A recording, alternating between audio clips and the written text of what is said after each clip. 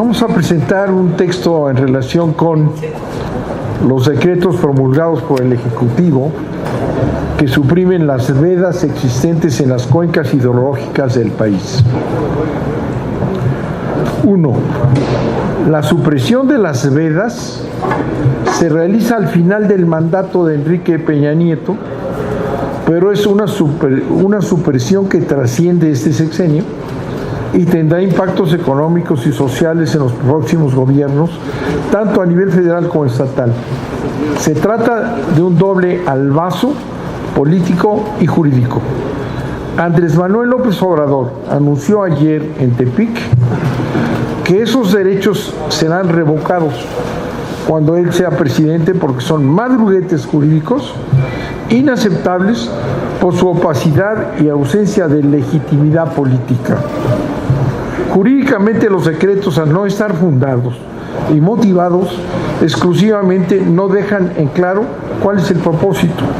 Nosotros entendemos que es para beneficiar claramente a las empresas transnacionales que explotan el agua. Los decretos jurídicamente presentan muchas deficiencias. 1. A nivel constitucional, no se fundamentan en el párrafo 6 del artículo 4 de la Constitución, que reconoce el derecho humano al agua y prohíbe la mercantilización de esos recursos. B. A nivel constitucional, tampoco se fundamentan en el artículo 2 de la Constitución, apartado A, fracción 6, que reconoce el derecho prioritario de los pueblos originarios al uso y disfrute de los recursos naturales que conforman su hábitat. C. No se fundamentan en el convenio 169 de la OIT, no se realizó una consulta a los pueblos originarios de manera previa, libre e informada. No se toma en consideración la observación general número 15 de la ONU sobre el derecho humano al agua, ni a los artículos 11 y 12 del Pacto Internacional de Derechos Económicos, Sociales y Culturales. Estas normas obligan a que las políticas públicas del agua se realicen bajo los principios de no discriminación y de participación popular. Quinto, el decreto no expone estudios ni de académicos ni de técnicos independientes, tanto del gobierno como de las transnacionales del agua. Sexta, la eliminación de las vedas es para extender la lógica de las concesiones, sobre todo a favor de las transnacionales del agua. Si se mantienen estos decretos, estamos al inicio de serios conflictos, oigan bien, de serios conflictos sociales por el agua. Los decretos extinguen los derechos al agua de los núcleos agrarios que no se renovaron a tiempo. En este momento hay 50,000 concesiones caducadas, principalmente por los pueblos originarios, ejidatarios y comuneros. Son decretos neoliberales para beneficiar a los privilegiados del sistema en detrimento de los más pobres y los excluidos. Por eso le debemos exigir a Peña Nieto la revocación de todos los decretos en esta materia. Y desde luego, demandar la destitución de Roberto Ramírez de la Parra, director general de Conagua, por su irresponsabilidad manifiesta y la violación del interés general. Se trata, como lo estamos apuntando, de una decisión de Peña Nieto que no le corresponde tomar porque ya está afuera y los efectos son para el futuro. Y desde luego la destitución de este personaje que todavía se permite hacer consideraciones políticas cuando está él siendo el instrumento para la entrega del agua a los más poderosos del mundo, los traficantes del agua en nuestro país. Muchas gracias. Buenas tardes. Nada más complementando lo que mi coordinador ha planteado con mucha claridad y con precisión, me gustaría abonar a su tesis. Y aquí lo primero habría que preguntar de qué se tratan estos decretos, por qué son tan importantes. De lo que estamos hablando es que se levanta la veda. ¿Qué significa esto de la veda? Es la limitación para explotar el agua en más de la mitad de las cuencas de México. ¿Esto qué significa? Que había una protección para estas cuencas y de un plumazo se quita esta protección. ¿Esta protección qué permitirá? Permitirá las concesiones sobre estas cuencas. Entonces debemos de recordar que hay básicamente 3 formas de privatización. Hay muchas, pero las que reconoce la doctrina son 3. 1, la desincorporación del patrimonio del Estado, la venta. La segunda, que es la subrogación de un servicio público que le corresponde al Estado, que lo pueda cobrar un particular. Y la tercera es la concesión. Entonces, este decreto sí privatiza, no hace un marco general, no hace una ley, pero sí permite la explotación privada y un gran negocio de las cuencas. Segundo tema, este decreto es un atajo y es una trampa ante la imposibilidad de aprobar la ley Korenfeld, perdón por las malas palabras, ante la imposibilidad de aprobar la ley Pichardo. Entonces no encontraron más que el atajo que sacarlo por un decreto. ¿Cuál es la premura? El gran negocio que hay detrás de la explotación de las cuencas de agua. Y aquí viene una reflexión. Podemos o no estar de acuerdo en la reforma energética. Nosotros hemos manifestado, hubo un debate intenso y lo sigue habiendo. ¿Por qué para el recurso más preciado de nuestra nación, que es el 50% del agua, lo hacen en lo oscurito? Lo hacen como alguien que se mete supersticiamente, con la esperanza de que las noticias de la elección ocultaran esta gran infamia. Y siendo consecuencias con esto, es una decisión personal, no es un tema del grupo. Yo estoy tan convencido de que esto es una infamia que vamos a considerar interponer un amparo sobre este decreto en fechas próximas. El otro elemento que es muy importante es los derechos que afecta a las comunidades indígenas, que no fueron consultadas, pero además que sufrirán importantes afectaciones. No podemos permitir que el recurso más valioso para nuestra supervivencia como país sea tratado en esta forma. Exige una reflexión y exige una reconsideración. Por eso solicitamos de manera muy respetuosa, pero muy clara y muy enfática, que este decreto debe de ser revocado. Pero también, siempre en estas malas noticias hay un dejo de esperanza, y la esperanza es que, como no hicieron lo correcto, como no pudieron hacer una ley, entonces fueron por el atajo, fueron por el decreto, pero la esperanza es que este decreto quedará sin efecto por 2 vías. La primera es cuando ganemos el amparo, y la segunda es cuando Andrés Manuel López Obrador sea presidente y regrese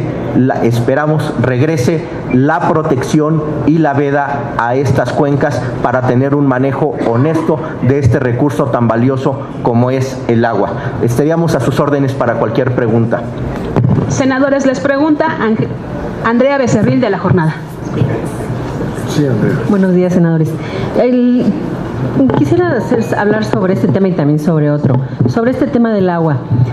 Al parecer no solo están involucradas las empresas mineras, que son las preferidas de este sexenio y de otros, sino también petroleras. Y usted ayer hablaba de 2 empresas también que han sido favoritas del sexenio, OHL y otra empresa, que también serían las grandes beneficiadas con esta privatización del agua. Y en ese mismo sentido quisiera saber si no es un riesgo tener que esperar hasta el amparo o hasta que Morena gane, porque mientras van a empezar a darle a las concesiones seguramente. Y también le quiero preguntar sobre otro tema, que es el asunto de Laida Sansores, sobre esta campaña sucia en su contra, que se ha desatado a través de la televisión y que la trata de ubicar como alguien que utiliza los recursos del Senado para su beneficio personal. Sobre esos dos temas quisiera preguntarles. Bueno, Andrea, desde luego, los beneficiarios son los que tú has mencionado. Es decir, envuelto en toda una serie de galimatías y explicaciones de que el agua con esto se va a permitir cubrir las necesidades no cubiertas, que son los decretos que aparecen ahí. Se ve claramente que dice, vamos a hacer una reserva, si vamos a disponer de todas las cuencas, ¿no?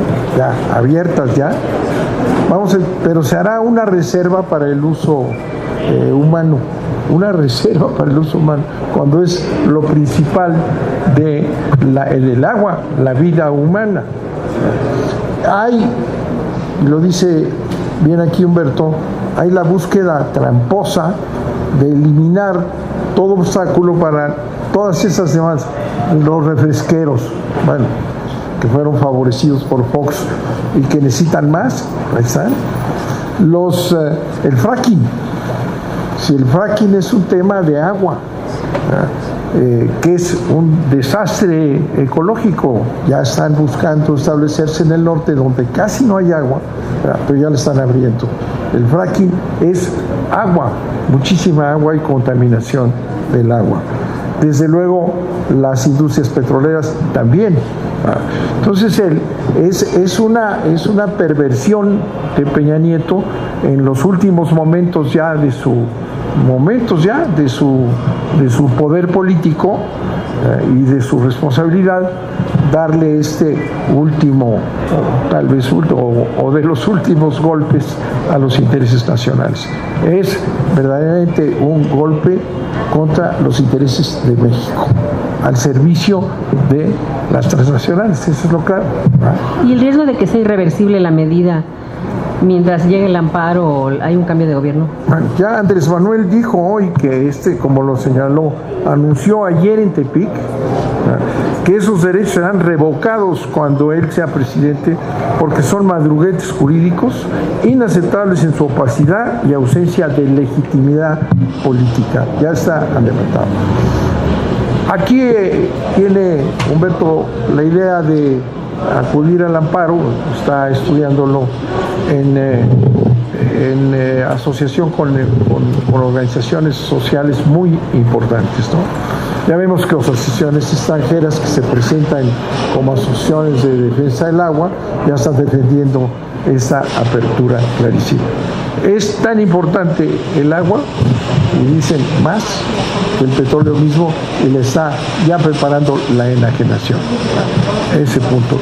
Por lo que respecta a Laida Sansores, bueno, es evidente que es una sucia campaña descarada, organizada y apadrinada por Denise Merker, que saca una serie de temas y es tan pequeño el ataque, lo hacen grande con toda su perversión, pero le atribuyen un gasto mínimo, ínfimo, en 6 años. Pero para hacerlo grande dice Denise Merker, ¿no? Dice, fíjense que, bueno, eso es nada más una prueba, ¿no? Un ejemplo. Debe de haber mucho más dinero en el Senado, pero ahí se queda. Bueno, si fuera honesta esa presentación de defensa de los intereses de la nación, pues estarían investigando a otros que andan por aquí y que ya sabemos cómo se han manejado esos recursos de miles de millones por quienes tienen el control del uso de esos recursos. De manera que es una sucia maniobra. Al final de esa campaña, lo único que han hecho en oposición a la ventaja absoluta y indiscutible de Andrés Manuel, a ver si atacan a quienes lo rodean. Realmente no tiene ningún valor, ni le haría yo ningún caso a esa perversión de esa nueva campaña negra en contra del Laida. No sé si quieres hacer un comentario tú. 2 comentarios muy rápidos. La primera es que por algo tienen nervios los nerviosos. Quienes han manifestado su inquietud y su preocupación y quienes están muy nerviosos, pues son los actores que señalas, los que han tenido un beneficio de activos del Estado mexicano y que, bueno, ahora buscan otra rayita más, quieren otro beneficio adicional. Y nada más sí quiero hacer una puntualización. Nadie está hablando de revocar las concesiones existentes. Las concesiones existentes están dadas y hay algún derecho adquirido sobre ello. Lo que estamos en contra es que en este tiro parto, en este último acto de presdigitación administrativa, se busquen otorgar nuevas concesiones, eliminando la protección ambiental. Nada más quiero poner el acento en la perversión de lo que estamos hablando. Estamos hablando de levantar la veda para que alguien lo pueda explotar del agua en un hecho de un solo plumazo. Las concesiones actuales deben de ser respetadas, es una opinión personal, nadie está hablando de eso, pero sí es muy importante no crear nuevas condiciones al amparo del espacio mediático que está ocupado en las elecciones. Y por lo demás, por lo de Laida, creo que ella ha hecho una explicación muy clara. Ayer dio un tuit con el cual aclara puntualmente. Yo no tengo más información que la que ella ha manifestado, pero creo que pues, su defensa es contundente y clara. Les pregunta Gerardo Montes del Canal del Congreso. Señores, otro cuestionamiento que se ha hecho este decreto tiene que ver con el traspase de cuenca a cuenca, que también entiendo afectaría algunas zonas que tendrán que dar de su agua para canalizarla a otras regiones. ¿Es cierto esto? ¿De qué se trata este traspase de cuenca a cuenca? Bueno, haces bien en escarbar en esta mentira que está llena de argumentos falsos, ¿no? Sí, es la utilización de esas cuencas al antojo de las necesidades de las nacionales, ¿no? El fracking, no hay agua en la zona en donde quieren ya empezar a explotar las empresas norteamericanas, de Texas, ¿no? No hay agua. Intentaron, ¿se acuerdan ustedes?, hacer esta locura de un acueducto carísimo que lo iba a hacer una de las empresas preferidas, IGA. Iba a hacer un acueducto de miles de millones para traer agua de otro lado. Pues es lo mismo. Ahora ya lo permiten a través de la liberación de las vedas para que puedan utilizarse. ¿Para quién? Pues para estos. Es clarísimo la movilización, los intereses de las transnacionales, no de la población que no fue consultada. Les pregunta ahora Juan Hernández en directo. Senador, buenos días. Nada más para clarificar la idea en el caso de Laida Sansores, ustedes están señalando entonces que Denise Merker, en este caso Televisa, se está prestando precisamente a los intereses de la mafia del poder. Ajá. Y la segunda, ustedes, para nivelar la balanza, ¿ustedes tienen información de senadores o de legisladores que ya han desviado dinero de aquí del Senado precisamente para otras campañas, por ejemplo en el caso del PRI, del PAN o del PRD? Muchas gracias. No, nosotros creemos que Denise Merker actúa por su prurito de investigación periodística nada más, pero si ustedes ven cómo se maneja todas las críticas y los ataques, pues es una campaña negra, ¿verdad? No lo decimos que ella se preste a esa cosa tan perversa, sino que resulta una campaña perversa. Ahora, me pregunta usted a mí que si conozco otros que hayan hecho para usted lo que quiere es equilibrar. Bueno, Denise lo dijo, esta es nada más una pequeña muestra, ¿verdad? Pero como es una espectacular investigadora, seguramente ella ya está investigando, porque es el periodismo de investigación de Denise. Ella misma dijo esto que tú dices, ¿no? Yo no soy periodista e investigador, pero ella sí. Entonces va a encontrar y seguir la huella, ¿verdad?, por aquí y por allá y por donde todos saben. No sería difícil para una buena periodista que encontró estas notas que encuentre las otras, pero las gordas, no las chiquitas. Muchas gracias. Angélica Mercado, Milenio. Buenos días, señores. Les quisiera preguntar sobre esta situación de violencia que se ha generado en la Ciudad de México. Ayer el jefe de gobierno admitía que ya son cárteles los que están operando en la ciudad y que pues la policía han puesto a la mitad del cuerpo policíaco para perseguirlos. decía el senador Luis Sánchez que no es a balazos como se va a combatir el problema. Y quería preguntarle su punto de vista, si no es un distractor para que en medio de la campaña pues se revuelva todo este asunto. Gracias. Bueno, puede ser, claro que sí, puede ser. Por lo pronto es un desastre el gobierno de la Ciudad de México, ¿no? Ya no saben ni qué decir, ni qué comentar, ni qué hacer. Que es el resultado también de un desgobierno desde Calderón, Peña Nieto, en esa absurda guerra, que lo único que ha hecho es impulsar la muerte y no la solución social del tema. Pero ya no les da tiempo de nada, faltan 8, ya está decidido todo, falta la firma nada más del triunfo de Andrés Manuel López Obrador, y entonces sí va a haber un ataque directo a la violencia, como lo ha dicho él, a través de atacar las causas sociales de este brutal fenómeno que no se resuelve matando cada vez más gente, y 2, la corrupción que está atrás de todo ello. Muchas gracias. ¿Tienes algo? A ver, este es un tema muy importante y estamos viviendo la consecuencia de un optimismo absurdo de negar por 6 años lo que todos los habitantes de la ciudad sabíamos. Se negó sistemáticamente la presencia de carteles, y la mayor irresponsabilidad en esto es que al negar el problema se niega la ruta de solución. La principal forma, la condición necesaria para atender una enfermedad o resolver un problema es el reconocimiento de su existencia. Durante 6 años, de manera religiosa, de manera sistemática, con explicaciones más allá de la ciencia ficción, se dijo que no había crimen organizado en la Ciudad de México, que no había carteles. Y bueno, pues con la realidad nos hemos topado. Ya no hay forma de seguirlo encubriendo, pero perdimos 6 años valiosísimos en el combate al crimen organizado, porque la estrategia fue negarlo. Entonces es una gran irresponsabilidad la que pasó en la Ciudad de México, que por razones de mercadotecnia se negara la existencia de este mal cuando hoy ya es inocultable.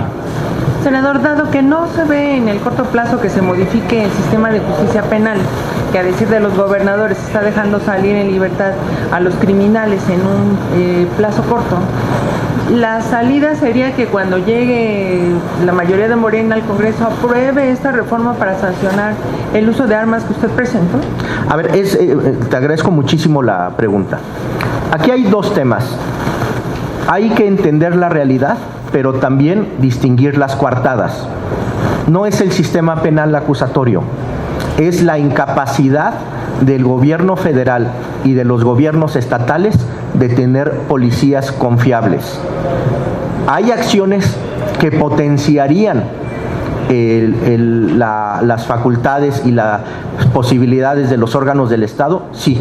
Una de ellas es muy sencilla, la iniciativa que presentamos, que fue aprobada en el Senado, pero que no fue aprobada en diputados, para incrementar las sanciones en portación de armas, y una reforma constitucional muy sencilla, que es permitir la prisión preventiva oficiosa en los casos de portación de armas de alta combatividad, en el caso de los guachicoleros, en el caso de robo a tren, y otras 2 o 3 consideraciones, otros 2 o 3 delitos que valdría la pena considerarlos como prisión preventiva oficiosa. Pero la verdad es que lo que estamos viendo es la incapacidad de presentar una estrategia exitosa de combate a la inseguridad y a la corrupción en este sexenio. Hemos hablado muchas veces, recuerdan aquellos lejanos 10 puntos. ¿Dónde están los 10 puntos que propuso Peña? No pasó nada, fue absurdo. Lo que estamos viviendo es que nunca hubo una estrategia para combatir a la inseguridad. Nunca hubo una intención honesta de crear una policía funcional. Todo se redujo al absurdo de la Ley de Seguridad Interior. Y hay palabras odiosas pero necesarias. Se los dijimos. Todo lo que pasó se lo señaló el senador Bartlett, su servidor, y todos los de Morena. Les dijimos, es el peor de los mundos, es una ley inconstitucional, no sirve para nada, no va a mejorar la seguridad. Se pagó los costos, se hizo un debate innecesario sobre las Fuerzas Armadas. ¿Y qué tenemos? Nada. No tenemos un marco jurídico que funcione, no tenemos policías y no hubo estrategia. Lo que estamos viendo no es un tema del sistema penal, es la confesión de la incapacidad de los gobiernos de los estados y de la presidencia de la República para hacer una estrategia de seguridad que funcione. Senador, en esta prisión preventiva oficiosa que menciona, ¿podría incluirse este delito de enfrentamiento de civiles con fuerzas militares o fuerzas policíacas como el que vimos ayer en Tláhuac, que portaban armas cortas, largas, en fin? A ver, ya hay delitos que están en eso. A ver, es que no podemos hacer un catálogo de delitos para cada circunstancia. La aportación de arma está sancionada. La agresión a autoridades está sancionada. O sea, ahí está. Lo que no están haciendo es la chamba. Pero además estamos viendo un fenómeno que es diferente, que es un fenómeno social. Eso no lo vamos a cambiar a través de hacer más tipos penales. O sea, lo que tenemos que hacer es restaurar la potencia del Estado a través de la credibilidad y de órganos del Estado que funcionen, como son las policías y las fiscalías. A ver, una pregunta. Esta Procuraduría, ¿cuál fue la última noticia buena que dieron de la Procuraduría? ¿De qué ha servido? Está desaparecida. ¿La institución no funciona? No, la institución funciona. De que no funciona es la incapacidad de asumir una responsabilidad y enfrentarla con resultados. Gracias, senador. Sería todo. Muchísimas gracias. Muchas gracias a ustedes por su Gracias. atención. Gracias.